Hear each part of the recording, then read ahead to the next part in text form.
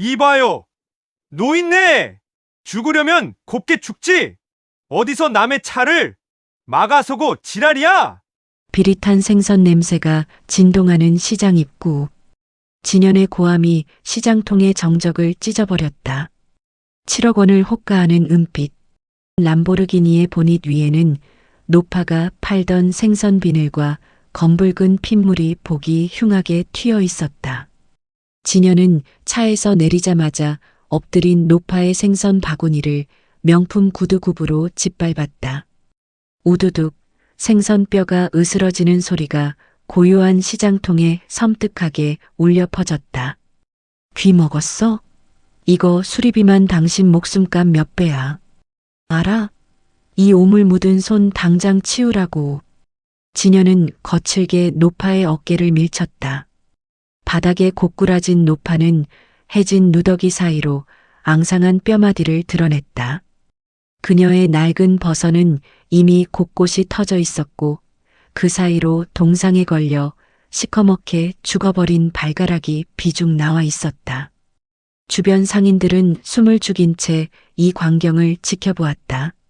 누구는 혀를 찾고 누구는 재벌가의 서슬 퍼런 기세에 눌려 차마 나서지 못한 채 고개를 돌렸다. 아줌마, 이거 놓고 말해. 락스 냄새보다 그쪽 생선 냄새가 더 역겨우니까. 내 수투가 얼마짜리인 줄이나 알아? 진연은 불결하다는 듯 인상을 쓰며 발을 높게 치켜들었다. 그대로 노파의 가슴팍을 걷어찰 기세였다. 하지만 노파는 놓지 않았다. 오히려 피가 맺힌 손가락에 힘을 주어 진연의 수트바지 끝단을 필사적으로 움켜쥐었다.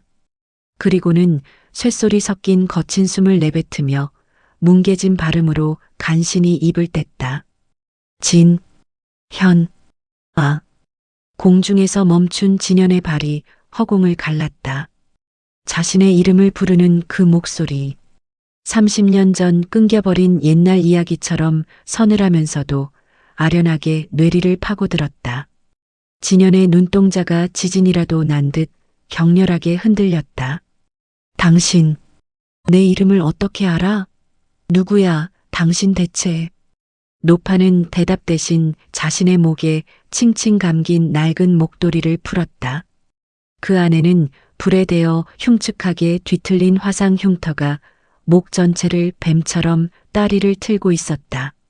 노파가 입을 벌려 무언가 말하려 했으나 심한 화상으로 짓눌린 입안에선 뜨거운 김만 새어나왔다. 그리고 노파의 떨리는 손목에 채워진 다 낡은 실팔찌 하나.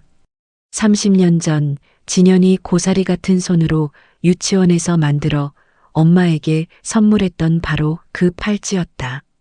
그 순간 진연의 머릿속에 30년 전 대저택을 집삼킨 화염이 환상처럼 피어올랐다. 진연아, 엄마 말 잘 들어. 절대 뒤돌아보지 말고 뛰어. 라고 소리치며 자신을 창밖으로 밀어냈던 여인. 아버지의 내연녀였던 최설이가 어느 날 어머니라며 안방을 차지한 이후 진연이 평생 죽었다고만 믿어온 진짜 어머니의 모습이었다. 설마. 아니지. 엄마. 아니지. 진연은 신발을 신은 채 뒷걸음질 치려다 돌연 자신의 발끝을 내려다보았다. 1,000만 원을 호가하는 수제화 아래로 노파의 손등에서 터져나온 피가 묻어 있었다. 그는 마치 영혼이 빠져나간 사람처럼 돌연 자신의 구두를 거칠게 벗어 던졌다. 그리고 차디찬 시장 진흙바닥에 맨발로 무릎을 꿇었다. 어머니, 진짜 우리 어머니예요? 살아계셨던 거예요? 진연의 통곡이 시장 바닥을 메웠다. 비린내 나는 노파의 발을 자신의 비단 손수건으로 닦아내며 진연은 아이처럼 목 놓아 울었다. 하지만 비극은 거기서 끝이 아니었다. 어머, 이게 무슨 꼴이니? 진연아, 너 미쳤어? 시장 입구로 검은색 세단 수십 대가 먼지를 일으키며 들이닥쳤다. 차에서 내린 최설이는 눈부신 모피 코트를 고쳐 매며 바닥에 엎드린 두 사람을 가소롭다는 듯 내려다보았다. 그녀의 뒤로 건장한 경호원들이 시장의 출구를 봉쇄하듯 늘어섰다. 이 더러운 손 떼지 못해? 어디서 굴러먹던 노숙자 노인네한테 어머니래. 너 상속 포기하고 싶어서 환장했니? 아니면 이 노인네가 약이라도 먹였어? 서리는 우아한 몸짓으로 다가와 자신의 뾰족한 키를 굽으로 노파의 손등을 지그시 지시겼다. 노파는 비명조차 지르지 못한 채 꺽꺽대며 몸을 떨었다. 진연이 경악하며 서리를 밀쳐내려 하자 서리는 그의 귓가에 차갑게 오직 둘만 들릴 정도로 낮게 속삭였다. 진연아, 정신 차려. 이 노인네는 30년 전에 내가 직접 불길 속에 쳐넣었어. 넌 그저 주는 돈이나 받으면서 내 아들로 살면 되는 거야. 죽은 자가 돌아왔으면 다시 죽여주는 게 예의 아니겠니? 서리의 눈에 살기가 스쳤다. 그녀는 경호원들에게 눈짓했다. 이 노인네, 남의 귀한 아들을 홀린 죄로 정신병원에 좀 모셔야겠다. 당장 끌어내. 안 돼. 손대지 마. 내 어머니라고. 놓으란 말이야. 진연이 절규하며 달려들었지만 건장한 사내들의 발길질에 밀려 차가운 아스팔트 위를 굴렀다. 서리는 비웃으며 차 문을 닫으려 했다. 그 찰나 차 안으로 밀쳐지던 노파가 마지막 힘을 다해 몸을 돌렸다. 노파는 바닥에 쓰러진 진연의 손을 낚아채더니 자신의 터진 입술에서 흐르는 피를 손가락에 적셔 진연의 손바닥에 무섭게 휘갈겼다. 날카로운 손톱이 진연의 살점을 파고들며 피와 피가 섞였다. 노파는 목이 터져라 소리 없는 비명을 지르며 진연의 가슴팍을 3번 토닥였다. 괜찮다. 엄마가 지켜주마. 가거라. 그리고 확인해라. 차 문이 닫히고 세단이 굉음을 내며 멀어졌다. 진연은 멍하니 자신의 손바닥을 내려다보았다. 붉은 선열로 투박하게 적힌 숫자 3, 0, 4. 어머니. 진연의 비명이 텅 빈 시장통에 메아리쳤다. 멀어지는 세단의 잔상 뒤로 진연은 본능적으로 달리기 시작했다.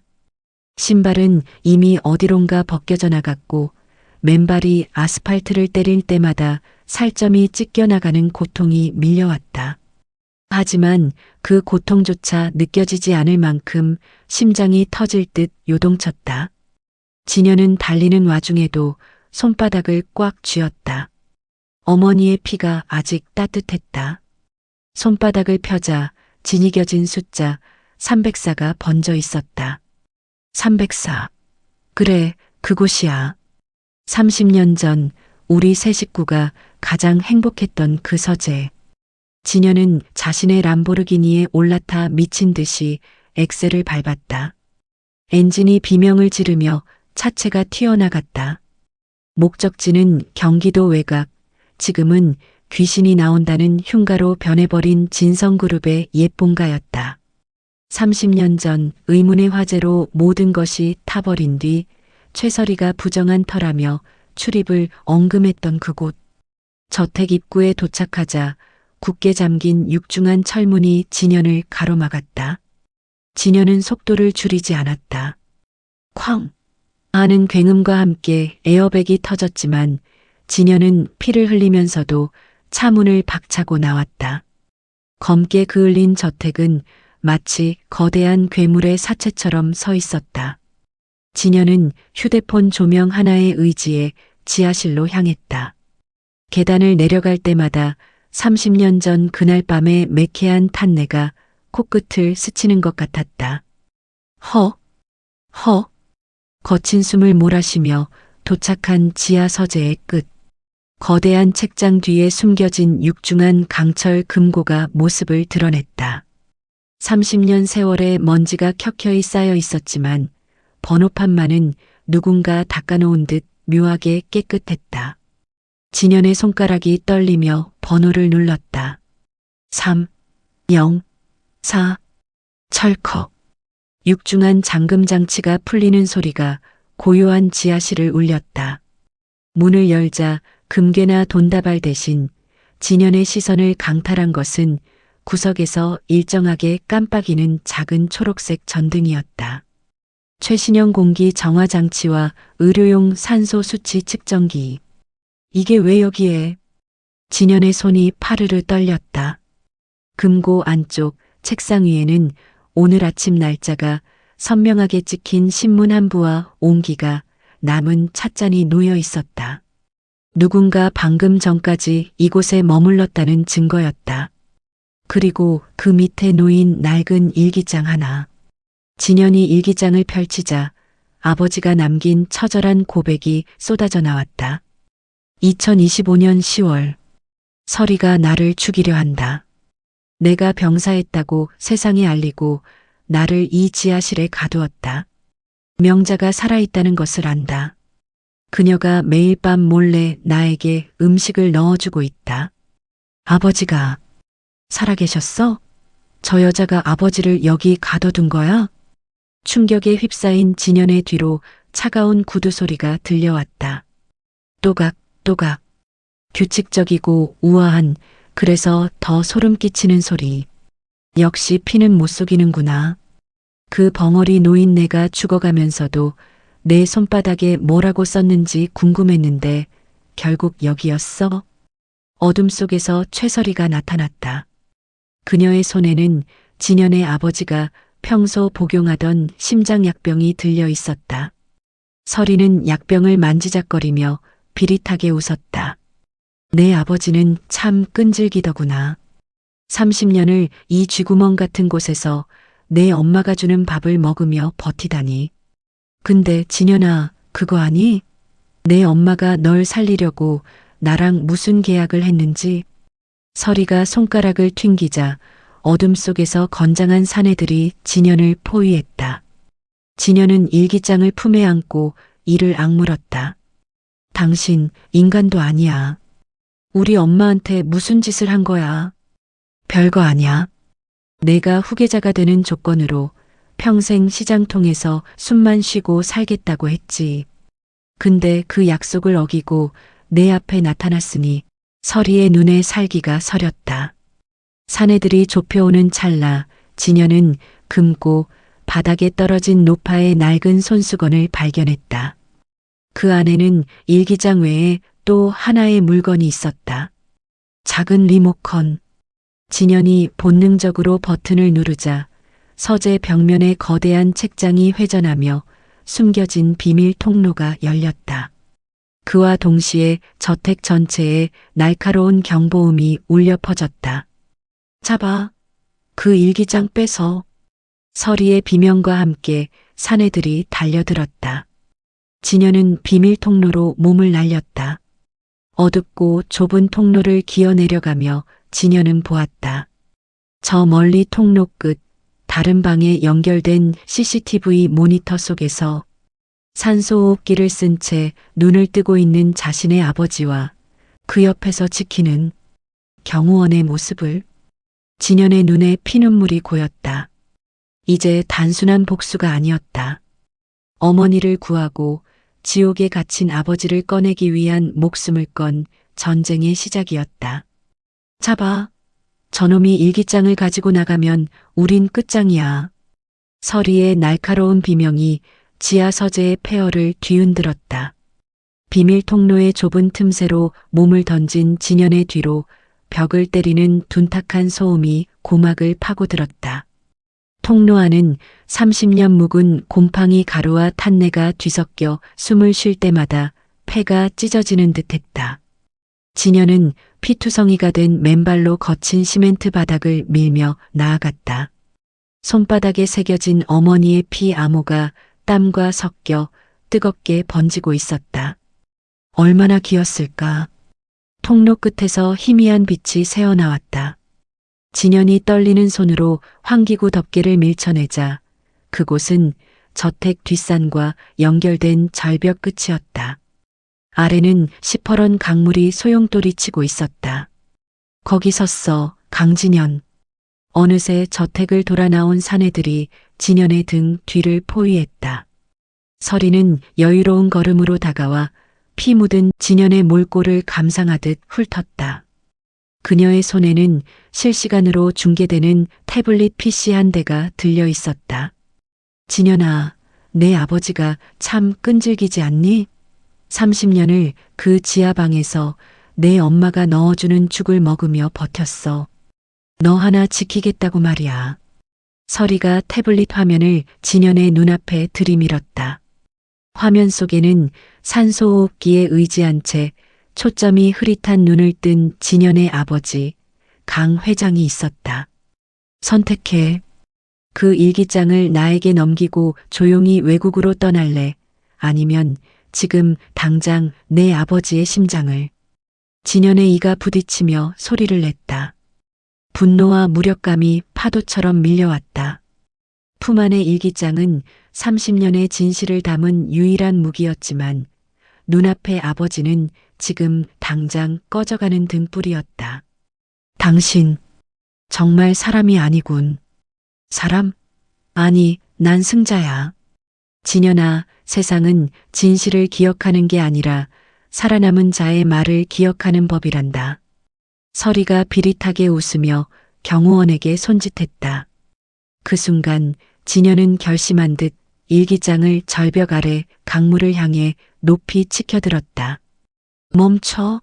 일기장을 태워버리는 건 쉽지만 저 강물에 던지면 당신은 영원히 이걸 찾지 못해. 그럼 진성그룹의 진짜 지분 구조가 담긴 이 비밀도 영원히 잠기는 거겠지. 서리의 눈동자가 흔들렸다.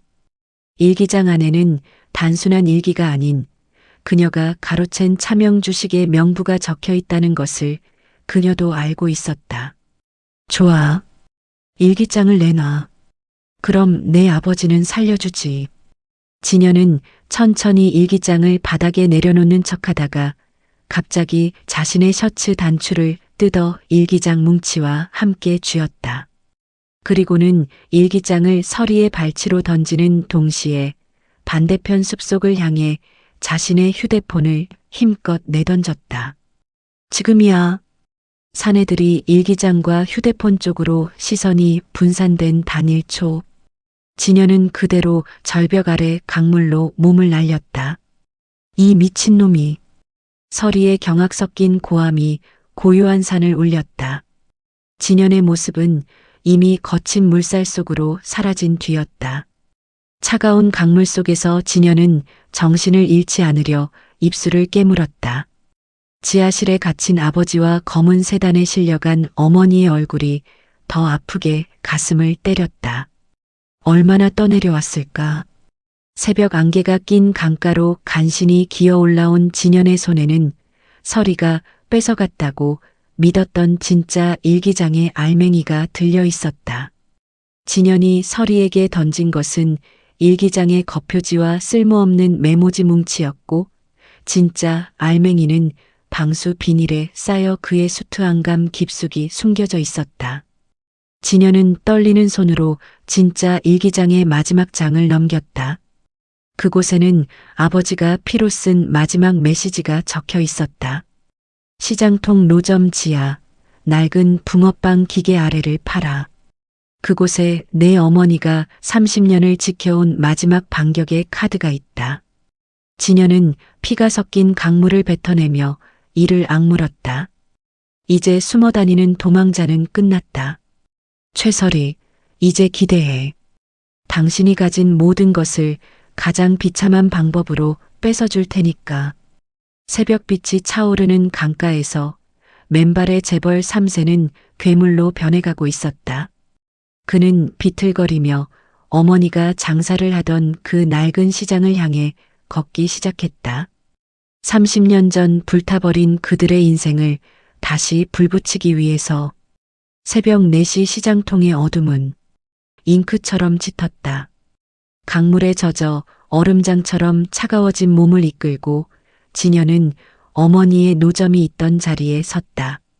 30년 전 대저택의 안주인이었던 여인이 하루아침에 쫓겨나 평생을 비린내와 기름때 속에 파묻혀 살았던 곳.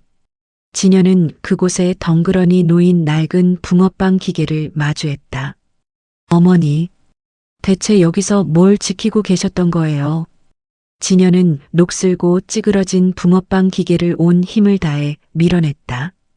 쇳덩이가 콘크리트 바닥을 긁는 비명 같은 소리가 정막을 찢었다. 기계가 치워진 자리는 30년 동안 한 번도 빛을 보지 못한 듯 시커먼 기름때가 떡칠되어 있었다. 진현은 근처에 굴러다니던 깨진 타일 조각을 집어들고 바닥을 파헤치기 시작했다. 드륵, 드르륵. 날카로운 돌 조각이 손가락 사이를 파고들었고 손톱 밑으로 붉은 피가 배어나왔다. 하지만 진현은 멈출 수 없었다.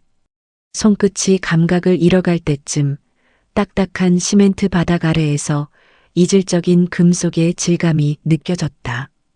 진현은 미친 사람처럼 흙을 걷어냈다. 마침내 드러난 것은 군용 탄통처럼 생긴 낡은 스테인리스 상자였다.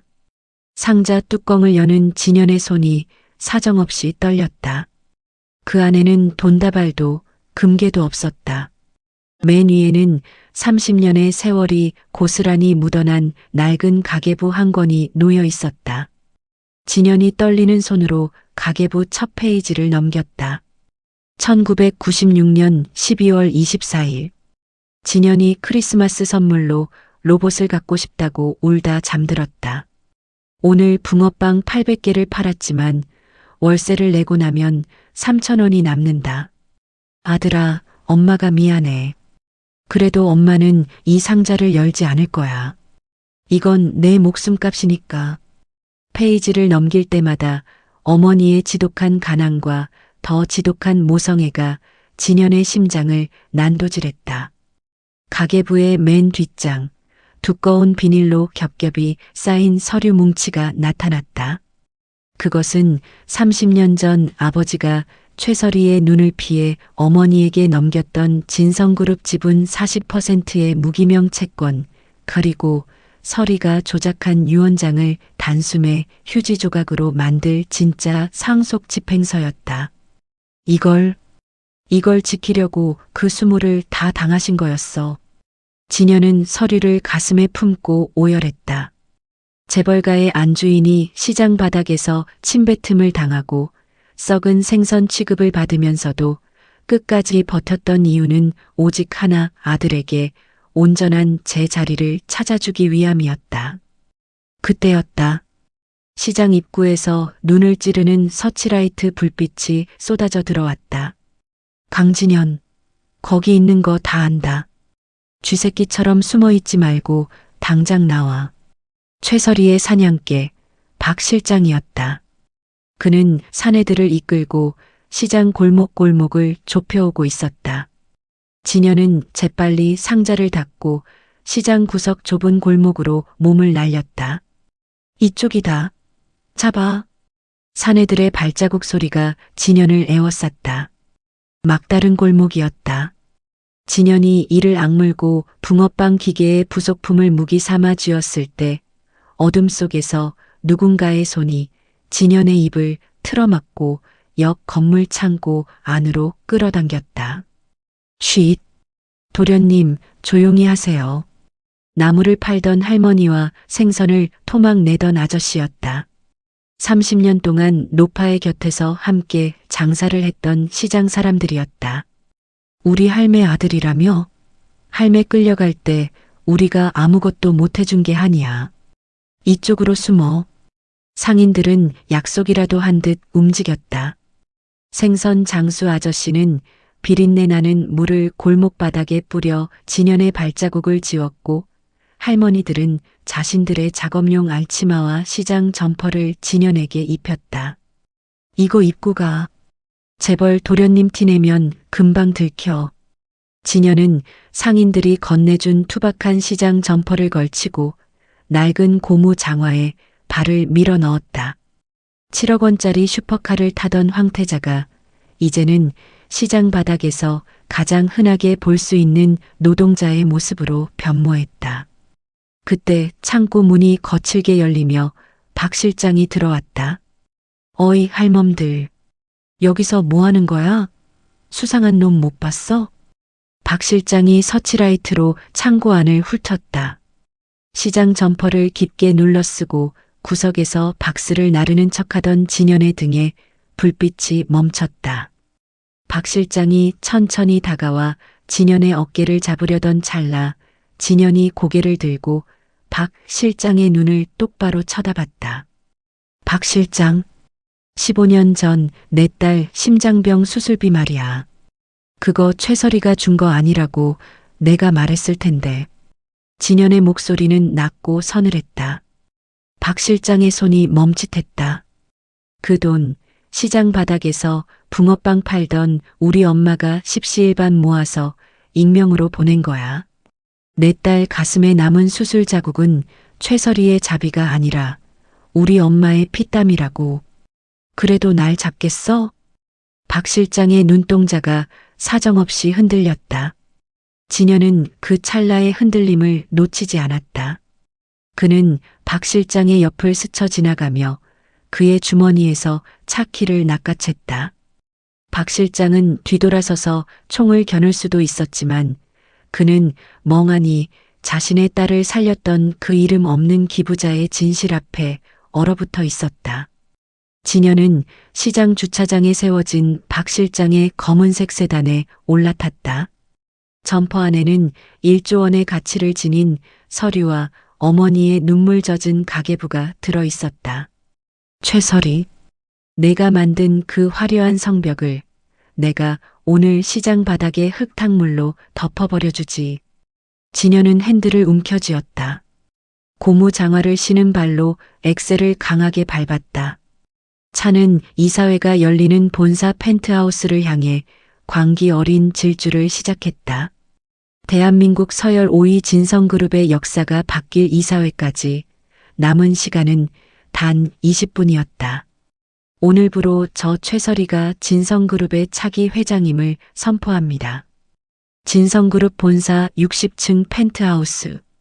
수백 개의 크리스탈이 박힌 샹들리에 아래 최설이는 승리의 미소를 지으며 취임서에 만년필을 가져다 댔다. 그녀가 입은 수천만 원짜리 명품 정장은 티 하나 없이 완벽했고 그녀의 앞에는 대한민국을 움직이는 거물급 이사진들이 일제히 박수를 칠 준비를 하고 있었다. 바로 그때였다. 쿵! 육중한 회의실 방음문이 굉음과 함께 열렸다. 화려한 연회장에 찬물을 끼얹은 듯 정적이 찾아왔다. 문 앞에 선 사내의 몰골은 기괴했다. 흙탕물이 튄 낡은 시장 점퍼, 그리고 걸음을 옮길 때마다 대리석 바닥에 진흙 자국을 남기는 투박한 고무 장화. 강진현이었다. 강진현? 내가 여기가 어디라고. 보안 요원들 뭐해. 당장 이 무단 침입자를 밖으로 모셔라. 서리의 우아한 목소리가 단번에 날카롭게 찢어졌다. 경호원들이 진현의 양팔을 붙잡으려 달려들었다. 하지만 진현은 그들을 뿌리치지 않았다. 오히려 잡힌 채로 조용히 품 안에서 피 묻은 가계부 한 권을 허공으로 던졌다. 가계부는 최설이의 구두 바로 앞에 떨어지며 낱장으로 흩어졌다. 끌어낼 필요 없어. 내가 직접 내려갈 테니까. 하지만 그 전에 여기 계신 이사님들께 퀴즈 하나 내지. 30년 전 진성그룹 창립 공신이었던 명자 안주인이 왜 시장 바닥에서 붕어빵을 구워야 했는지 아는 사람? 이사진들이 술렁이기 시작했다. 진현은 잡힌 팔을 강하게 휘둘러 경호원들을 떨쳐내고 단상 위로 성큼성큼 걸어 올라갔다. 고무 장화가 지나간 자리마다 럭셔리한 카펫 위에 검은 진흙이 지시겨졌다. 저건 조작이야. 진현이가 충격으로 심신미약 상태인 게 분명합니다. 당장 보호 조치하세요. 서리가 비명을 질렀지만 진현은 이미 메인 서버에 USB를 꽂은 뒤였다. 화면에는 직접적인 폭력보다 잔인한 진실이 떠올랐다. 30년 전 화재 당시의 소방조사 보고서, 원봉과 최설이가 가짜 유언장을 만들기 위해 노무사에게 건넸던 뒷돈 장부였다. 최설혜 씨, 당신은 이 유언장이 아버지가 남긴 마지막 유산이라고 했지? 그런데 이상하네. 이 날짜에 아버지는 이미 당신이 투여한 약물 때문에 혼수 상태였는데 어떻게 지장을 찍었을까? 아, 인근 도장집에서 급하게 판 가짜 도장으로 찍었나? 진연의 목소리는 낮았지만 확신에 차 있었다. 이사회의 의장이 떨리는 손으로 화면 속 서리를 확대했다. 서리의 얼굴은 이미 잿빛으로 변해 있었다. 하지만 그녀는 뻔뻔하게 응수했다. 증거 있어? 그까짓 서류 조작하는 건 일도 아니잖아. 법정에서 따져. 증거? 있지. 당신이 30년 동안 사회적으로 매장했다고 믿었던 내 어머니. 그리고 당신이 지하실에 가둬두고 서서히 무너져가는 걸 지켜봤던 우리 아버지. 진연이 손가락을 튕기자 회의실 대형문이 다시 열렸다. 이번에는 박 실장이 휠체어 한 대를 밀며 들어왔다. 그 위에는 산소호흡기를 쓴 초라한 노인과 그 곁을 지키는 시장 노파 진연의 부모님이 있었다. 회의장은 비명에 가까운 탄성으로 가득 찼다. 죽은 줄 알았던 선대 회장의 유령 같은 등장에 이사진들은 일제히 자리에서 일어났다. 서리는 다리에 힘이 풀린 듯 주저앉았다. 회장님. 박 실장이 진연의 곁으로 다가와 품 안에서 태블릿 PC 하나를 꺼냈다. 최설혜 씨, 당신이 어제 제 딸의 안전을 담보로 저에게 진연 도련님을 해치라고 지시한 정황이 담긴 녹취록입니다. 그리고 여기 당신이 30년간 기업 공금을 빼돌린 자금 세탁 경로가 담긴 파일도 함께 있습니다. 진연은 주저앉은 서리의 눈높이에 맞춰 허리를 숙였다. 그는 소리를 지르지도 손을 대지도 않았다. 그저 고무 장화에 묻은 진흙을 서리의 명품 정장 위에 툭툭 털어내며 낮게 속삭였다. 당신이 그토록 멸시하던 시장 바닥의 흙이야. 어때? 당신이 입은 그 비싼 옷보다 훨씬 무겁지? 당신이 지은 죄의 무게니까 달게 받아.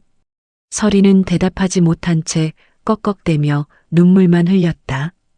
욕망으로 쌓아 올린 제국이 시장 바닥의 흙탕물에 잠기는 순간이었다. 회의실 문 밖에는 대기하고 있던 수사관들이 정중하게 들어왔다. 그들은 정식으로 영장을 제시하며 서리를 인계했다. 서리는 연행되는 순간에도 바닥에 흩어진 가계부 종이들을 주우려 바둥거렸다. 진연은 그런 서리를 무시하고 아버지의 휠체어 손잡이를 잡았다. 그리고 옆에 서 있던 어머니의 거친 손을 자신의 뺨에 갖다 댔다. 가요, 이제. 우리 집으로. 고무 장화를 신은 아들과 낡은 옷을 입은 부모님이 회의실을 나갈 때 수천억의 자산가들인 이사진들은 고개를 숙여 경의를 표했다. 그들이 지나간 자리에는 길게 진흙 발자국이 남았지만 그 누구도 그것이 더럽다고 말하지 못했다. 하지만 서리는 끌려가며 진연의 귓가에 작게 은조렸다. 진연아, 내가 끝인 줄 알지? 저기 고개 숙인 이사들 중에 내 공범이 누군지 찾아봐. 진짜 전쟁은 이제부터니까. 서리의 비릿한 미소를 뒤로 한 채 진연은 승리 뒤에 가려진 더 거대한 어둠을 직감했다. 최서리가 수사관들에게 연행된 지 사흘이 지났다. 진성그룹 본사 60층 회장실은 주인을 잃은 채 정막만이 감돌았다. 진연은 그 화려한 가죽 의자에 앉았지만 승리의 쾌감 대신 알 수 없는 불안감이 그의 목을 조여왔다. 분명 악의 축인 최서리를 도려냈는데 그룹 내부의 공기는 오히려 더 차갑게 식어 있었다. 이사진들은 진연의 눈을 피하며 뒤에서 수군거렸고 그가 요청한 결제 서류들은 검토 중이라는 핑계로 서랍 속에서 잠을 잤다. 그들은 여전히 진연을 시장의 자식이라 경멸하며 최서리가 심어놓은 보이지 않는 벽 뒤에 숨어 있었다. 어머니, 저들이 왜 저렇게 당당한 걸까요? 최설이가 사라졌는데도 왜 눈 하나 깜짝하지 않는 거죠? 진여는 자신의 집무실 소파에 앉아 멍하니 창밖을 바라보는 어머니의 거친 손을 잡았다. 어머니는 대답 대신 품 안에서 그 낡은 가계부를 꺼내 진연의 앞에 놓았다. 30년 동안 시장 바닥에 기름때와 눈물이 절여진 그 기록. 진연은 가계부의 페이지를 넘기다 멈췄다.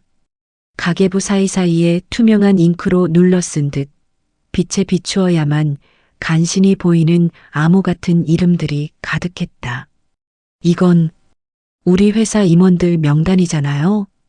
가계부에는 단순한 가계 지출이 적힌 게 아니었다. 시장 나물 할머니가 들었던 기업 사모님들의 은밀한 뒷담화, 생선 장수 아저씨가 배달 갔던 고급 요정에서의 뇌물수수 현장, 그리고 최설이의 지시로 임원들이 저질렀던 온갖 비리들이 날짜와 시간 단위로 낱낱이 기록되어 있었다. 어머니는 30년 동안 시장이라는 가장 낮은 곳에 앉아 가장 높은 곳에 추악한 비밀을 수집해온 기록자였다. 진여는 가계부를 들고 가장 먼저 자신을 반대했던 박 전무의 방으로 향했다. 박 전무는 진연이 들어오자 코웃음을 치며 서류를 내던졌다. 강진연 씨, 지분 40%가 있다고 회장이 되는 게 아닙니다. 이 바닥은 신용과 급이 있는 법이죠. 시장 바닥에서 잘한 분이 뭘 알겠습니까? 진여는 조용히 가계부 한 페이지를 찢어 그의 책상 위에 놓았다. 박 전무님, 12년 전 아드님 군 면제를 위해 브로커에게 건넸던 3억 원. 그 돈을 전달한 장소가 저희 어머니가 붕어빵을 굽던 바로 그 시장 골목이었더군요. 가계부에 적힌 계좌번호와 브로커의 인적사항. 지금 이사회에 공개할까요? 박 전무의 안색이 순식간에 흑빛으로 변했다. 그는 떨리는 손으로 종이를 집어들었다. 진여는 소리를 지르지도 주먹을 휘두르지도 않았다. 그저 침착하게 다음 페이지를 넘겼다. 이사회 전체가 침묵하는 이유, 이제 알겠네요. 당신들 모두 최설이의 공범이었으니까. 하지만 이제 선택하세요. 이 가계부와 함께 검찰로 갈지 아니면 제 편에 서서 진성그룹을 바로잡을지. 박 전무를 필두로 거대한 침묵의 성벽이 하나둘 무너지기 시작했다. 진여는 가계부 속에 숨겨진 진실의 칼날로 이사진들의 목을 소리 없이 조여갔다. 하지만 그날 밤 집으로 돌아온 진여는 예상치 못한 소름 돋는 발견을 한다. 아버지가 머무는 병실 잠시 잠든 줄 알았던 아버지의 손목 주위에 푸른 멍자국이 선명했다. 이게 뭐지? 아버지는 분명 영양제만 맞고 계실 텐데. 진여는 주치의인 이 박사가 두고 간 투약 기록지를 살폈다. 표면적으로는 단순한 영양제였지만 약품 성분을 검색해 본 진연의 심장이 내려앉았다. 그것은 근육을 마비시키고 장기적인 기억 상실을 유도하는 일반적인 치료와는 거리가 먼 약물이었다. 최설이가 감옥에 갔음에도 아버지가 여전히 말을 못하고 멍했던 이유가 여기 있었다. 이 박사, 당신마저? 진연이 고개를 드는 순간 병실 문이 천천히 열렸다. 기괴할 만큼 하얀 가운을 입은 이 박사가 안경을 고쳤으며 들어왔다. 그의 눈은 예전의 인자함은 온데간데 없고 마치 먹잇감을 노리는 뱀처럼 차갑게 번뜩이고 있었다. 도련님, 너무 깊이 아는 건 건강에 좋지 않습니다. 회장님처럼 조용히 계셨어야죠. 이 박사의 뒤로 검은 정장을 입은 사내들이 병실 입구를 봉쇄했다. 진여는 깨달았다.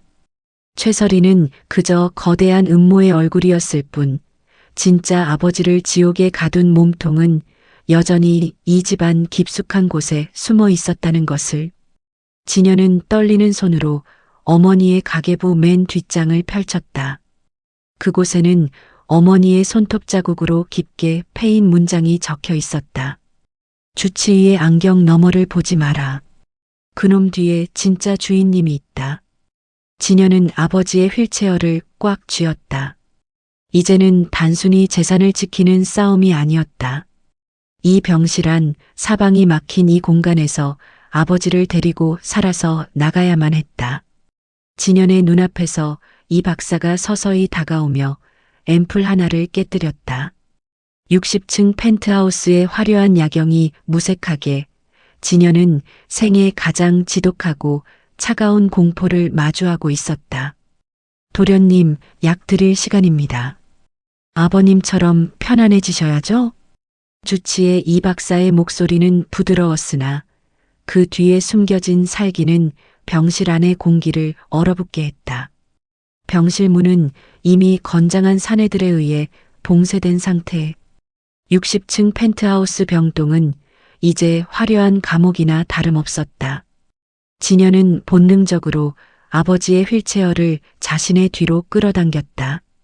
이 박사, 당신이 감히 우리 아버지를 30년 동안 이 상태로 만든 게 당신이었어? 감이라니요. 전 명령에 따랐을 뿐입니다. 진짜 주인이 누구인지 알면 도련님은 기절하실 텐데요. 이 박사가 앰플을 깨뜨리며 천천히 다가왔다. 진연의 머릿속이 빠르게 회전했다. 정면 돌파는 불가능하다.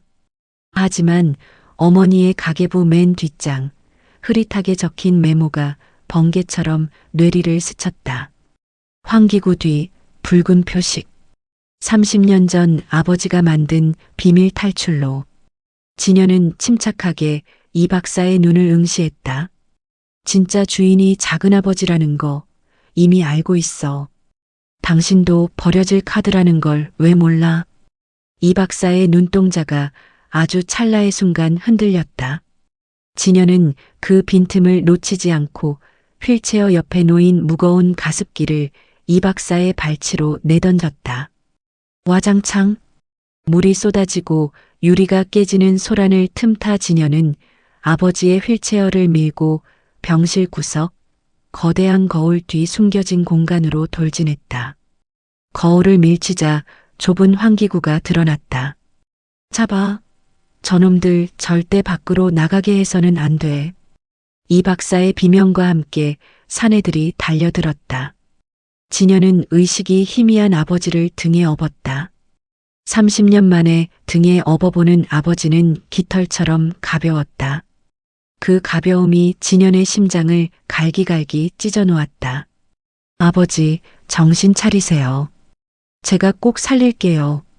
진연은 아버지를 업은 채 좁고 어두운 환기구 안으로 몸을 밀어 넣었다. 뒤에서는 사내들의 거친 숨소리와 금속성 소음이 바짝 추격해왔다. 환기구 끝에 도착했을 때 그곳은 지상으로 연결된 통로가 아닌 의료 폐기물 수거함으로 이어지는 수직 통로였다.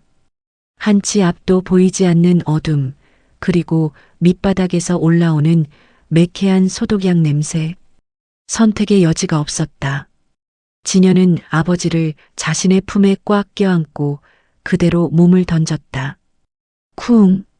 수십 미터를 추락해 떨어진 곳은 피 묻은 거즈와 버려진 환자복이 가득한 폐기물 수거함이었다.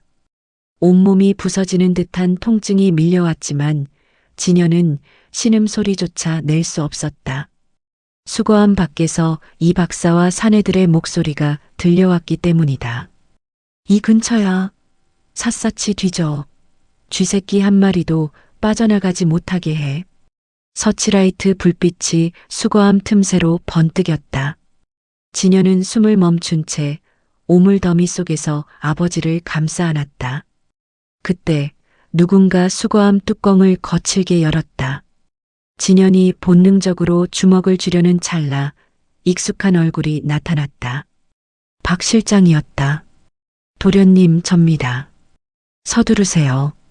박 실장은 미리 준비해둔 세탁물 수거 차량으로 두 사람을 신속하게 옮겼다. 차가 병원을 빠져나갈 때까지 진여는 차가운 세탁물 더미 속에서 아버지의 맥박을 확인하고 또 확인했다. 어디로 가는 겁니까? 본가는 이미 위험해요. 운전대를 잡은 박 실장이 백미러로 진연을 보며 낮게 답했다. 가장 비천하지만 가장 안전한 곳으로 갑니다. 그들이 절대 짐작조차 할 수 없는 곳이죠. 동이 트기 시작한 새벽, 세탁 차량이 멈춰 선 곳은 서울 변두리의 낡은 재래시장 입구였다. 비린내와 흙먼지가 가득한 그곳. 박 실장은 아버지를 리어카에 싣고 그 위를 낡은 천막으로 덮었다. 도련님, 이 옷으로 갈아입으십시오. 박 실장이 건넨 것은 구멍난 작업복과 낡은 시장 점퍼였다. 7억 원짜리 슈퍼카를 타던 재벌 후계자가 이제는 아버지를 리어카에 싣고 시장 골목을 누비는 처지가 된 것이다. 시장 상인들이 하나둘 문을 열기 시작했다. 나물 할머니가 리어카를 보며 아는 체를 했다. 어이 박씨, 오늘은 짐이 꽤 무겁네. 생선이야? 아니요 할매. 아주 귀한 보물입니다. 진여는 점퍼 자락을 깊게 눌러쓰고 리어카를 밀었다. 그때 시장 입구에 검은색 세단 수십 대가 나타났다. 작은아버지가 보낸 추격대였다. 그들은 시장 골목골목을 뒤지며 진연을 찾기 시작했다. 진연은 심장이 터질 듯 했지만 아버지를 실은 리어카를 멈추지 않았다. 그때 생선 장수 아저씨가 진연의 앞을 가로막으며 외쳤다. 어이, 거기 총각. 이 생선 괴짝 좀 같이 날라줘. 상인들이 약속이나 한 듯 진연과 리어카를 에워쌌다. 추격대들이 다가오자 상인들은 시끄럽게 흥정을 하거나 물을 뿌리며 그들의 시선을 분산시켰다. 가장 낮은 곳의 사람들, 시장의 민초들이 거대한 권력에 대항해 소리 없는 방패가 되어주고 있었다. 진여는 눈물을 삼키며 시장 지하 깊숙한 곳, 어머니가 30년 동안 비밀리에 마련해둔 지하 쪽방으로 아버지를 옮겼다. 이제 역습의 준비는 끝났다. 럭셔리한 펜트하우스가 아닌 비린내 나는 시장 지하 요새에서 대한민국을 뒤흔들 진짜 반격이 시작되려 하고 있었다. 비린내와 눅눅한 곰팡이 냄새가 섞인 시장 지하.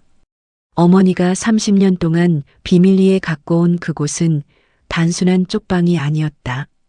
벽면 가득 채워진 낡은 서류 상자들과 빛바랜 장부들. 그곳은 대한민국 서열 5위 진성그룹의 화려한 금빛 외벽 뒤에 숨겨진 추악한 오물들을 하나하나 수집해 온 침묵의 정보국이었다. 진연아, 내 아비의 눈을 봐라. 저건 단순히 몸이 아픈 게 아니라 영혼을 갉아먹는 독에 중독된 거다. 어머니는 30년 만에 아들의 손바닥에 글을 쓰는 대신 쇳소리 섞인 거친 목소리로 간신히 입을 뗐다. 비록 발음은 뭉개졌으나 그 안에 담긴 위험은 서슬 퍼런 칼날 같았다. 진여는 심장이 내려앉는 충격에 휩싸였다. 어머니, 목소리가 어떻게? 내 목소리를 버려야 내 목숨을 살릴 수 있었다. 내가 벙어리 행세를 해야 저들이 나를 잊어버릴 테니까. 하지만 이제는 진실을 말해야 할 때가 됐지. 어머니는 시장 할머니들이 가져온 이름 모를 약초를 정성껏 다려 아버지의 입술에 적셔주었다. 아버지는 검은 피를 토해내며 고통스럽게 몸을 떨었다. 진여는 아버지의 마른 손을 꽉 잡았다. 한참 후 아버지의 흐릿했던 눈동자에 희미한 생기가 돌기 시작했다. 현인이 30년 만에 듣는 아버지의 목소리. 진여는 그 자리에 무릎을 꿇고 소리 없이 오열했다. 하지만 감격도 잠시. 아버지는 떨리는 손으로 진연의 옷자락을 꽉 쥐며 다급하게 숨을 몰아쉬었다. 진연아, 강태호, 내 작은아버지를 절대로 믿지 마라. 30년 전 그날 밤 내 서재에 기름을 붓고 내 엄마를 등 뒤에서 밀어 넣은 건. 아버지는 말을 다 잊지 못한 채 다시 깊은 수면 속으로 빠져들었다. 하지만 그 짧은 한마디는 진현의 머릿속에 번개를 내리치기에 충분했다. 최설이는 그저 강태호의 광기를 실행한 사냥개였을 뿐, 진짜 포식자는 가문의 수장인 척 인자한 미소를 짓던 작은아버지 강태호였다. 그 순간 지하 요새의 천장이 비명처럼 진동하기 시작했다. 쿠르르릉, 콱쾅. 이게 무슨 소리야? 도련님, 큰일 났습니다. 강태호가 시장 전체에 재개발 구역 강제 집행 명령을 내렸습니다. 지금 포크레인 수십 대가 시장 입구를 들이받고 있어요. 박 실장의 다급한 외침에 진현은 지하를 뛰쳐나갔다. 지상은 이미 지옥도가 펼쳐져 있었다. 노란 안전모를 쓴 용역들과 거대한 포크레인의 쇠날이 상인들의 평생 일터인 좌판을 무참히 짓밟고 있었다. 강태호는 화려한 세단 뒷좌석에 앉아 우아하게 차를 마시며 그 광경을 유령처럼 지켜보고 있었다. 멈춰. 이 천박한 짓 당장 그만두란 말이야. 진현의 외침에 포크레인이 멈췄다. 강태호가 차에서 내려 천천히 다가왔다. 그는 진현의 흙 묻은 시장 점퍼를 보며 가소롭다는 듯 혀를 찼다. 진현아, 옷꼬라지가 그게 뭐니? 여기가 내 수준에 딱 맞긴 하네. 근데 어쩌나 이 땅 내가 방금 샀거든. 여긴 이제 주차장이 될 거야. 이 비린내 나는 구질구질한 추억들이랑 같이 싹 다 밀어버려야지. 상인들이 리어카를 끌고 나와 포크레인 앞을 막아섰다. 나물 할머니가 흙 묻은 거친 손으로 강태호의 명품 구두를 붙잡고 애원했다. 이봐요, 사장님. 여기서 30년 넘게 장사했소. 우리 애들 학교 보내고 먹고 살게 해준 유일한 곳이오. 제발 살려주시오. 강태호는 더럽다는 듯 할머니를 발끝으로 밀어내며 비웃었다. 진현의 눈에 핏발이 섰다. 당장이라도 달려들어 그 목덜미를 움켜쥐고 싶었지만 박 실장이 진현의 어깨를 부서질 듯 꽉 눌렀다. 참으셔야 합니다, 도련님. 지금 여기서 터지면 저들의 함정에 빠지는 겁니다. 저들이 원하는 건 도련님의 폭주예요. 진현은 주먹을 피가 나도록 꽉 쥐었다. 그는 품 안의 가계부를 손에 넣었다.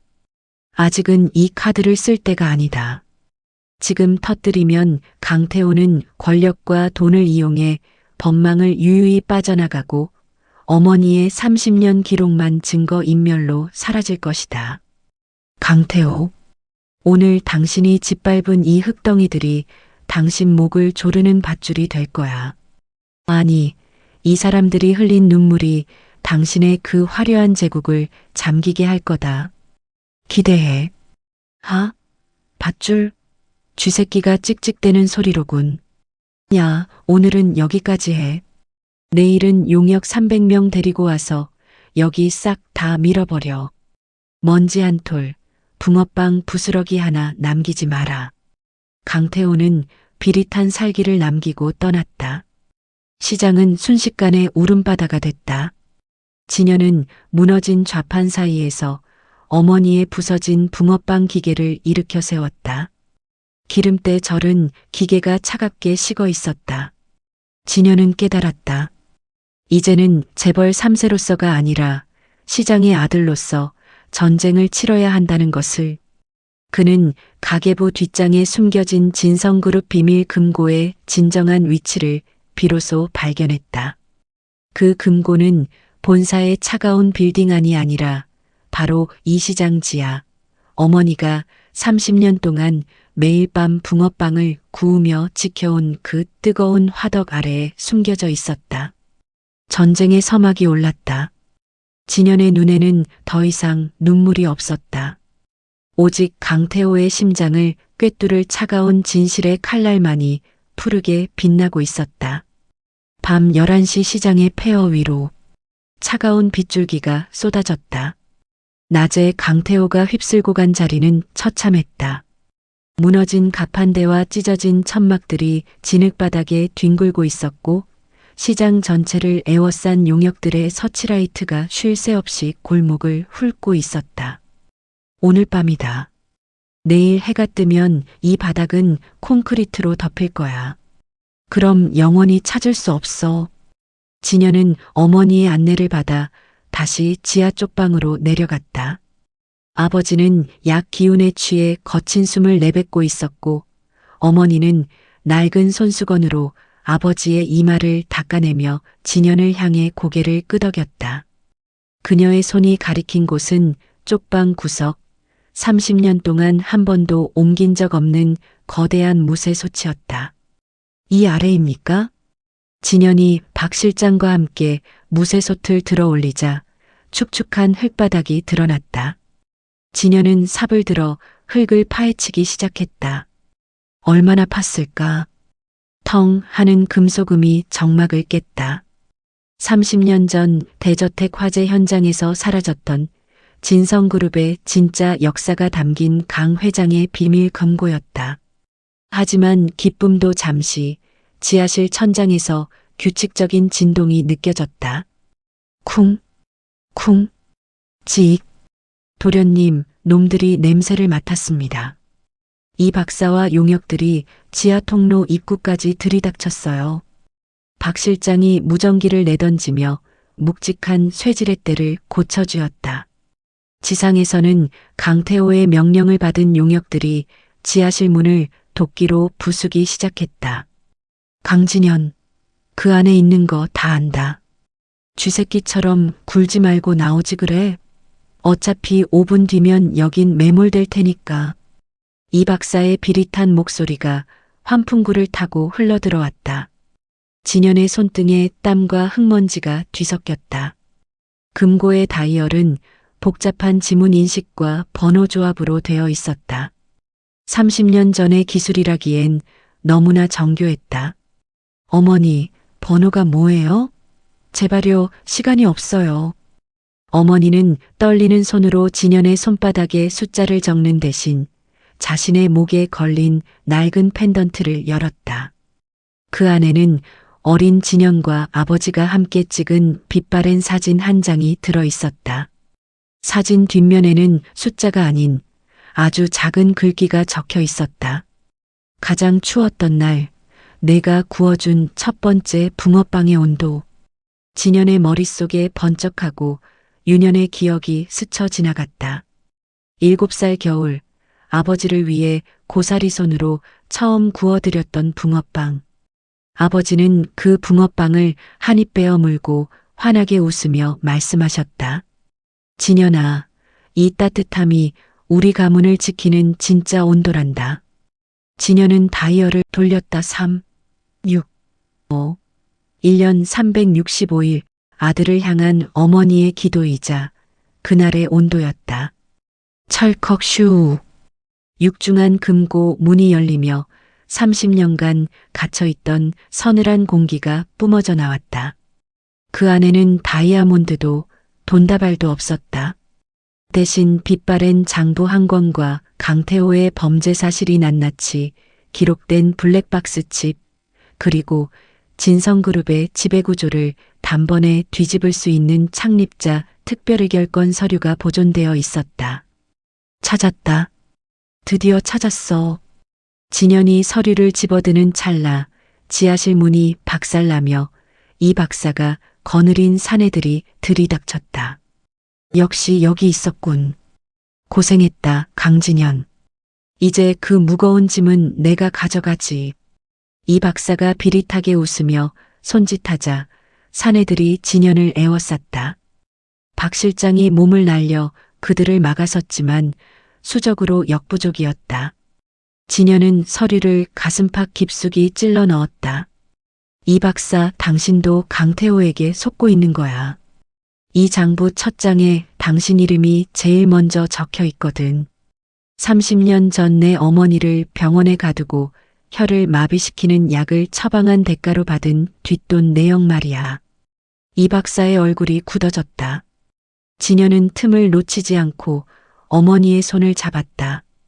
지금 이 지하실은 이미 생중계되고 있어. 시장 상인들이 설치한 CCTV가 대한민국 모든 포털 사이트에 메인으로 걸렸다고. 뭐라고? 이 박사가 당황하며 자신의 휴대폰을 확인하는 순간 지하실 입구에서 상인들의 함성이 터져나왔다. 우리 도련님 건드리지 마라. 이 악마 같은 놈들아. 생선 장수 아저씨들이 소금 가마니를 뿌리며 지하로 뛰어내려왔고 나물 할머니들은 대걸레를 휘두르며 용역들을 밀어붙였다. 공권력보다 무서운 민초들의 분노가 지하 요새를 가득 메웠다. 이 박사는 수많은 카메라와 상인들의 기세에 눌려 뒷걸음질 쳤다. 진현은 그 혼란을 틈타 아버지를 업은 박 실장과 함께 지하를 빠져나왔다. 지상으로 올라온 진현의 눈앞에 믿을 수 없는 광경이 펼쳐졌다. 수천 명의 시민이 시장을 에워싸고 촛불을 켠 채 강태호의 철거 반대 시위를 벌이고 있었다. 30년 동안 시장 바닥에서 붕어빵을 구웠던 어머니의 진심이 비로소 세상을 움직인 것이다. 진현은 빗속에서 가슴속 서리를 꽉 쥐었다. 이제 방언은 끝났다. 강태호, 이제 내가 만든 그 화려한 감옥으로 들어갈 차례야. 진현의 눈빛은 이제 슬픔이 아닌 거대한 파도를 일으키는 폭풍의 눈처럼 차갑게 빛나고 있었다. 300만 국민의 지지를 등에 업은 맨발의 황태자, 그의 본격적인 심판의 날이 밝아오고 있었다. 진성그룹 본사 펜트하우스, 강태호의 취임 30주년 기념연회가 열리고 있었다.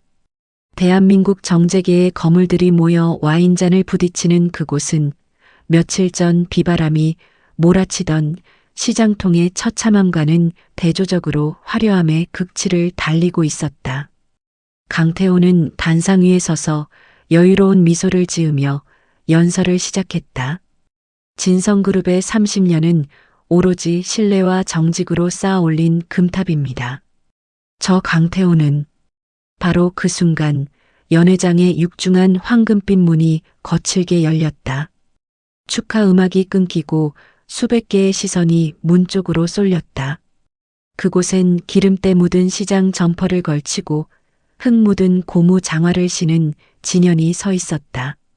그의 등 뒤에는 30년 전 세상을 떠났다고 알려진 선대 회장 진현의 아버지가 휠체어에 앉아 차가운 눈으로 강태호를 응시하고 있었다. 그 금탑 밑바닥이 썩었다는 건 왜 말하지 않습니까? 작은아버지. 진현의 목소리가 마이크를 타지 않았음에도 연회장 구석구석을 송곳처럼 파고들었다. 강태호의 얼굴에서 여유가 순식간에 사라졌다. 그는 당황을 감추며 헛웃음을 터뜨렸다. 진현아, 내가 드디어 미쳤구나. 죽은 형님까지 앞세워 이런 연출을 하다니. 경비원들, 저 가짜들을 당장 끌어내. 가짜인지 진짜인지 이 영상이 말해줄 겁니다. 진현이 품 안에서 구장에서 찾아낸 블랙박스 칩을 꺼내 들었다. 동시에 연회장 대형 스크린의 화려한 홍보 영상 대신 30년 전 대저택의 서재를 비추는 거칠고 어두운 영상이 재생됐다.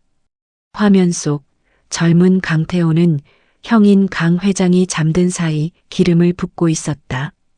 그리고 잠결에 일어난 명자 진현의 어머니를 거칠게 밀어넣고 문을 잠그는 장면이 적나라하게 드러났다. 형님, 미안해하지 마. 이 회사는 처음부터 내 거였어야 했으니까. 강태호의 목소리가 스피커를 통해 지옥의 저주처럼 울려 퍼졌다. 연회장은 찬물을 끼얹은 듯 정적이 흐르다 이내 경악 섞인 웅성거림으로 가득 찼다. 저건 조작이야. 딥페이크라고. 요즘 세상에 저런 영상 만드는 건 일도 아니야. 강태호가 비명을 지르며 스크린을 가리켰다. 하지만 진현은 침착했다. 그는 단상 위로 성큼성큼 걸어 올라가 강태호의 코앞에 섰다. 고무장화에서 떨어진 시장통의 진흙이 강태호의 수억 원대 수제화 위를 더럽혔다. 영상은 조작할 수 있겠죠. 그럼 이건 어떻습니까? 진현은 금고에서 찾은 창립자 특별의결권 서류를 펼쳐 보였다. 진성그룹 정관 제1조사항.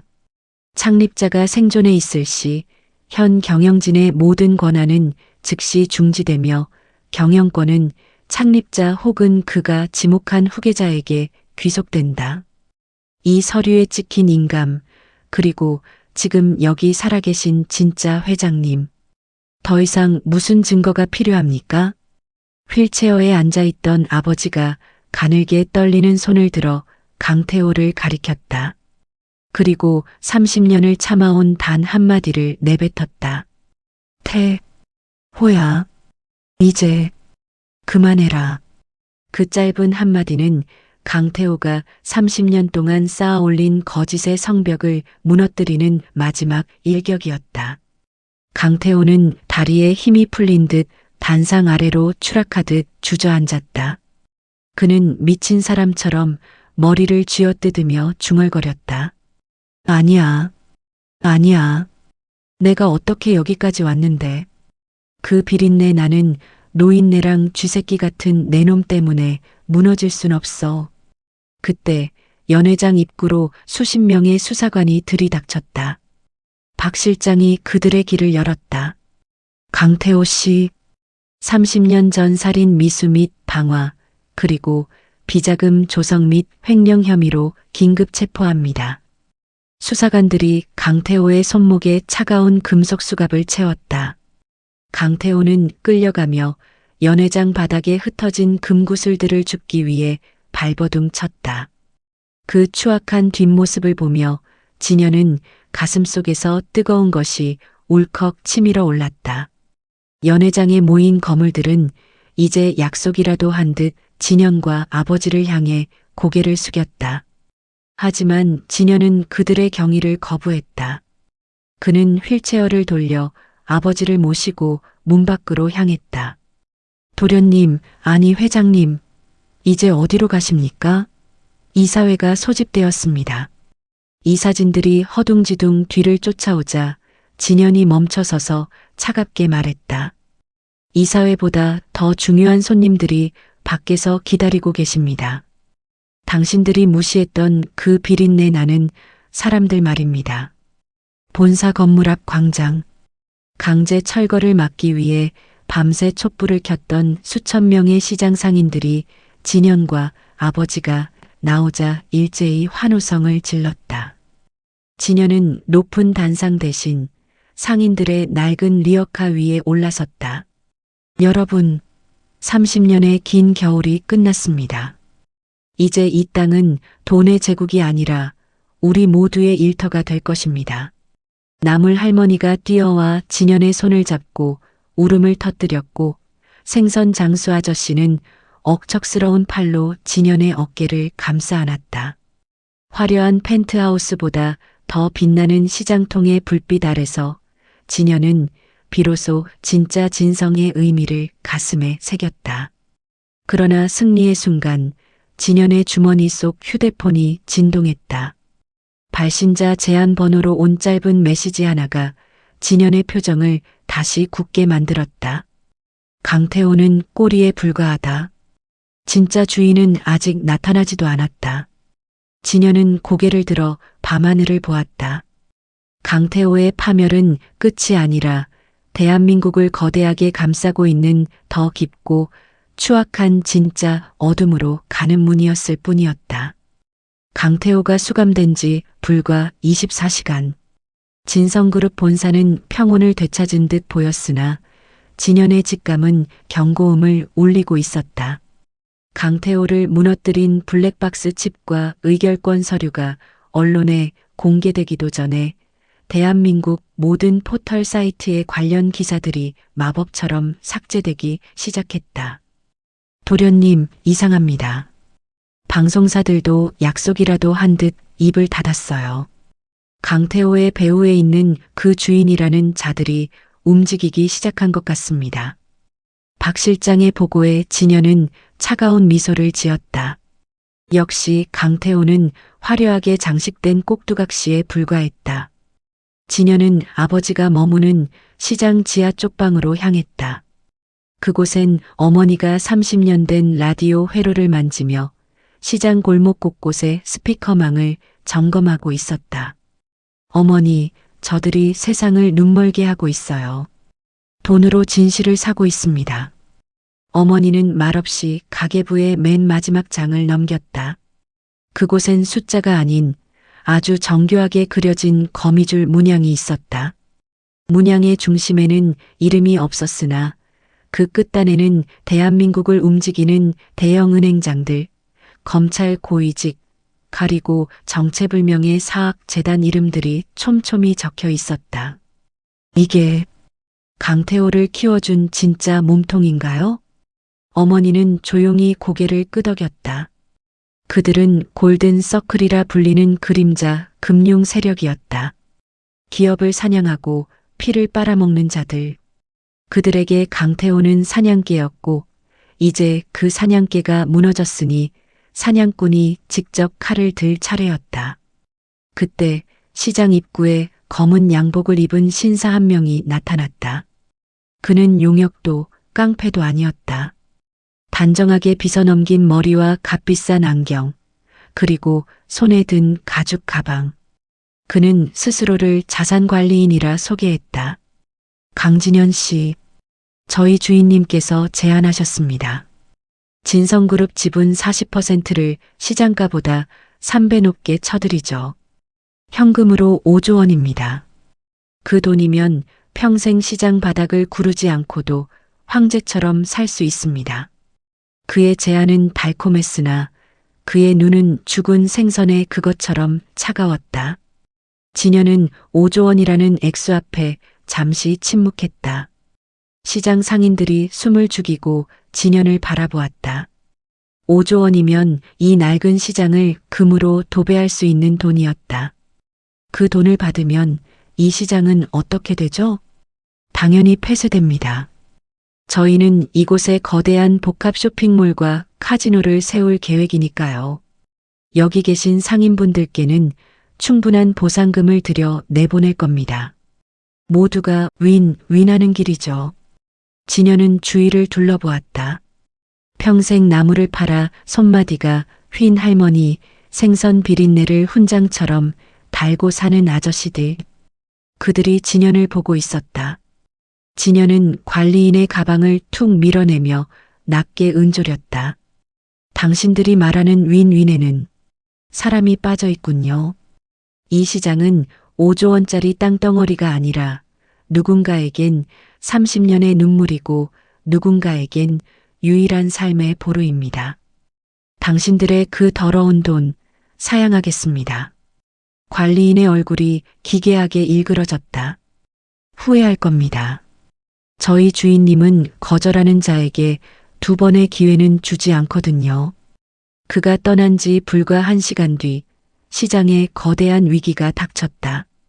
시장의 주거래 은행들이 일제히 상인들의 대출 상환을 요구했고 시장으로 들어오던 식자재 트럭들이 원인 모를 교통사고와 검문으로 모두 발이 묶였다. 골든 서클의 경제적 봉쇄 작전이 시작된 것이다. 상인들이 동요하기 시작했다. 이러다 우리 다 굶어 죽는 거 아뇨? 하는 비명이 터져나왔다. 진여는 다시 리어카 위로 올라갔다. 여러분, 저들은 돈으로 우리를 굴복시키려 합니다. 하지만 저들이 모르는 게 있습니다. 진성그룹의 진짜 힘은 화려한 빌딩이 아니라 바로 여러분의 손끝에서 나온다는 것을요. 진여는 어머니의 가계부에서 찾은 또 다른 비밀을 실행에 옮겼다. 그것은 30년 전 아버지가 설계했던 민초 공유 주주제였다. 진여는 자신이 가진 지분의 절반을 시장 상인들과 국민들에게 소액 주주로 무상 증여하겠다고 선포했다. 이제 진성그룹의 주인은 강씨 일가도 그림자 세력도 아닙니다. 하루하루 정직하게 땀 흘리는 여러분이 주인입니다. 저들의 돈이 우리를 잠식하지 못하게 우리의 푼돈을 모아 저 거대한 성벽을 무너뜨립시다. 진연의 선언은 상인들의 가슴에 불을 지폈다. 상인들은 장롱 속에 숨겨둔 쌈짓돈을 꺼냈고 이 소식은 SNS를 통해 전국으로 퍼져나갔다. 우리가 진성그룹을 지키자는 소액 주주 운동이 들불처럼 번지기 시작했다. 하지만 그날 밤 시장 지하 요새로 의문의 상자 하나가 배달되었다. 상자를 열자 그 안에는 30년 전 화재 현장에서 발견된 어머니의 타버린 목걸이와 함께 짧은 쪽지가 들어 있었다. 시장을 지키겠다고? 그럼 내 아버지가 숨겨둔 마지막 심장은 포기하는 건가? 쪽지를 읽는 순간 아버지가 누워있던 침대 옆에 산소 포화도 측정기가 비명을 지르며 멈춰섰다. 진연의 눈동자가 흔들렸다. 적들은 돈으로 안 되자 이제 아버지의 생명줄을 직접 건드리기 시작한 것이다. 시장 지하 요새의 정적을 깬 것은 날카로운 기계음이었다. 아버지의 생명줄이었던 산소 포화도 측정기가 평행선을 그리며 비명을 질렀다. 아버지, 정신 차리세요, 아버지. 진연의 절규가 지하실을 울렸지만 적들은 이미 병원의 전산망을 해킹해 원격으로 의료 장비를 차단한 상태였다. 박 실장이 전선을 뜯어내며 수동 인공호흡기를 잡았고 어머니는 떨리는 손으로 아버지의 가슴을 압박했다. 그때였다. 멈춰있던 아버지의 손가락이 미세하게 떨리더니 눈을 번쩍 떴다. 그것은 죽음의 문턱에서 돌아온 자만이 가질 수 있는 서늘하고도 강렬한 눈빛이었다. 아버지는 진연의 팔을 으스러지게 잡으며 입을 뗐다. 진, 현아, 시장 상인들의 지장을 모두 모아라. 그게 마지막 열쇠다. 아버지는 다시 의식을 잃었지만 진연은 깨달았다. 지분이나 돈보다 더 강력한 힘, 그것은 30년 전 아버지가 시장 상인들과 맺었던 상생의 혈맹이었다. 같은 시각 진성그룹 본사 주주총회장, 골든 서클의 수장이자 베일에 쌓여있던 인물, 김 의장이 단상에 올랐다. 그는 차가운 미소를 지으며 선언했다. 강진현 씨 측의 지분은 모두 불법적인 경로로 확보된 것입니다. 오늘 이 자리에서 진성그룹은 우리 골든 서클로 합병될 것이며 시장 부지는 내일 아침부로 철거를 시작합니다. 이 사진들은 김 의장의 막대한 자금력 앞에 고개를 숙였다. 승리가 확정되려는 찰나 주 총장의 거대한 문이 다시 한번 굉음을 내며 열렸다. 찌걱, 찌걱. 이제는 모두에게 익숙해진 그 소리. 진흙 묻은 고무 장화 소리가 복도를 가득 메웠다. 진연이 나타난 것이다. 하지만 이번에는 혼자가 아니었다. 그의 뒤로 나물 할머니, 생선 장수 아저씨, 붕어빵을 사 먹던 학생들까지 수백 명의 평범한 사람들이 긴 줄을 지어 들어오고 있었다. 김 의장, 당신이 잊은 게 하나 있더군. 이 회사의 뿌리는 당신 같은 투기꾼의 돈이 아니라 이분들이 흘린 땀방울이라는 사실을. 진연은 단상 위로 수천 장의 종이가 묶인 거대한 뭉치를 내던졌다. 그것은 시장 상인들과 소액 주주들이 자신의 지분을 진연에게 위임한다는 지분 위임장이었다. 종이 한 장 한 장마다 붉은 인감 대신 거친 손가디로 찍은 삐뚤빼뚤한 지장들이 가득했다. 이 지장 하나하나가 당신의 그 더러운 5조 원보다 무거워. 이제 진성그룹의 지분 51%는 우리 시장 사람들의 것이다. 주 총장은 발칵 뒤집혔다. 김 의장은 안경을 치켜 세우며 비웃었다. 지장이라니 우스운 소리. 법적인 효력이 있을 것 같나? 당장 이 노숙자들을 끌어내. 효력은 내가 보증하지. 장내 스피커에서 묵직한 중저음이 울려 퍼졌다. 휠체어를 타고 정장을 갖춰 입은 아버지가 박 실장의 부축을 받으며 들어오고 있었다. 아버지는 품 안에서 30년 전 창립 당시 작성된 특수정관 원본을 꺼내 들었다. 이 정관에는 적혀 있다. 회사가 위기에 처했을 때 창립 멤버인 시장 상인들의 과반수 동의 없이는 그 어떤 매각도 불가능하다고. 김 의장, 당신이 30년 동안 이 서류를 찾으려고 내 아내를 고통 속에 밀어 넣었지? 김 의장의 얼굴이 처음으로 일그러졌다. 아버지는 떨리는 손으로 마이크를 잡고 전 국민을 향해 선포했다. 나는 오늘부로 진성그룹의 모든 소유권을 포기한다. 그리고 이 회사를 대한민국 최초의 국민 공유 기업으로 전환하겠다. 이제 진성그룹의 주인은 더 이상 강씨 일가도 그림자 세력도 아닌 정직하게 일하는 국민 여러분이다. 그 순간 주총장 밖 광장에 모여 있던 수만 명의 시민이 환호성을 질렀다. 김 의장은 자신의 모든 계획이 수포로 돌아갔음을 직감하고 도망치려 했으나 문 앞에는 이미 시장 상인들이 인간 바리케이드를 치고 서 있었다. 어딜 가시나 사장님? 우리랑 같이 시장 국밥이나 한 그릇 하고 가셔야지. 생선 장수 아저씨가 김 의장의 멱살을 잡는 대신 그가 빼돌린 비자금 내역이 담긴 가계부를 검찰 수사관에게 건넸다. 김 의장은 수천 명의 야유 속에서 비참하게 연행되었다. 진현은 단상에 서서 아버지를 보았다. 아버지는 어머니의 손을 꽉 잡고 계셨고 어머니는 평생의 한을 씻어낸 듯 환한 미소를 짓고 있었다. 진현은 고무 장화를 신은 채 카메라를 응시하며 마지막으로 말했다. 돈은 사람을 이길 수 없습니다. 우리가 지켜낸 것은 건물이 아니라 서로의 손을 놓지 않는 마음이었습니다. 그것은 패배의 눈물이 아닌 30년 겨울을 끝내고 찾아온 봄의 눈물이었다. 모든 폭풍이 지나간 진성그룹 본사 1층 로비. 수천억 원짜리 대리석 바닥 한복판에는 어울리지 않는 낡은 기계 하나가 놓여 있었다. 30년 동안 어머니의 손때가 묻고 기름때가 절여진 바로 그 붕어빵 기계였다.